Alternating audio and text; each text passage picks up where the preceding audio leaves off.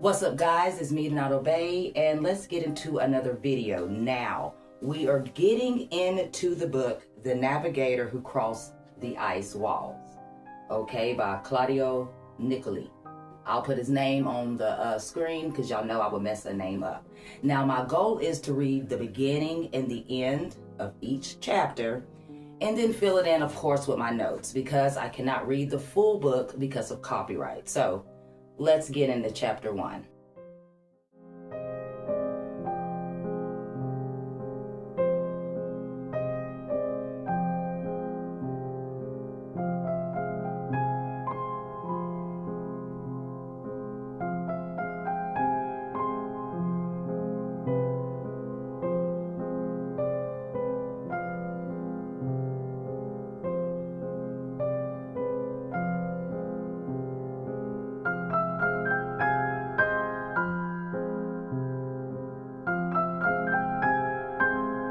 Chapter 1, To Antarctica. My name is William Morris, and the story that you are about to read, it is probably going to modify the current way of seeing the world. I know most of the people will find it incredible, and believe me, even having experienced this adventure, having seen it with my own eyes and with all of my senses, it was also incredible to myself, but the evidence is irrefutable. For those who want to see it and the memories, such evidence will be presented and science will also change its perspective. Another path will be opened in the human mind forever. Now, let's get into these notes. William Morris was a member of the Continental Navy in the Revolutionary War. He's married to a girl named Lucy. They wanted to have children, but the war postponed them. One night after the surrender of Saratoga, they sailed through the North Atlantic Ocean, rounding the islands on their way to the Charleston harbor, with only the moonlight to guide them.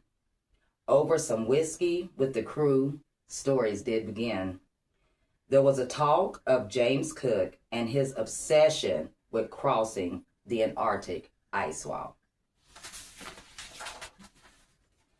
Morris states that he has no idea who is funding Mr. Cook and wasn't familiar with the subject. Morris kind of ignored the stories.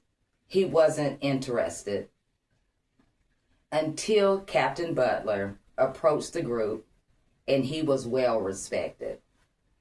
Butler stated it was possible there was a passage somewhere in the polar circle, and this passage could connect to other worlds. This grabbed Morris' attention.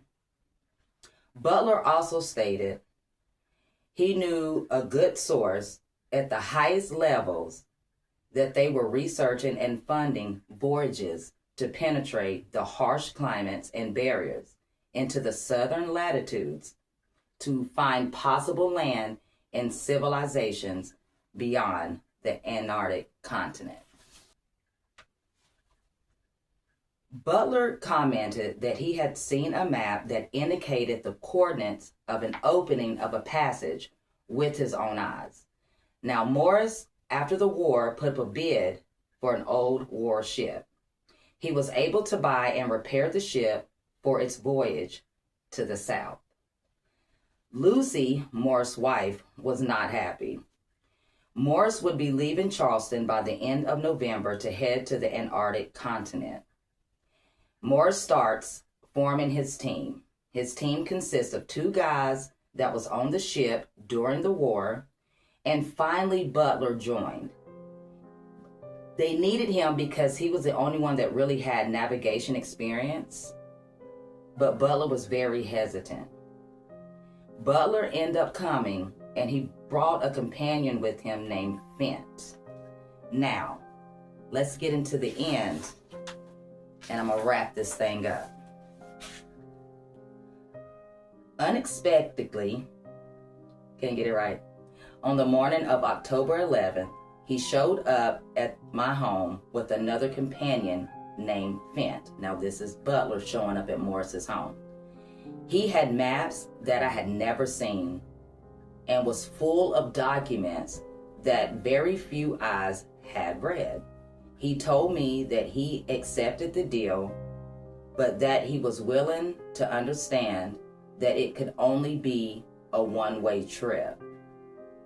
Then I understood that we had to take this trip professionally.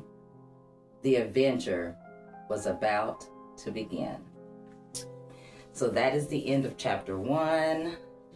I should have pictures on the screen from chapter 1. There will be pictures out of the book that will correlate to each chapter.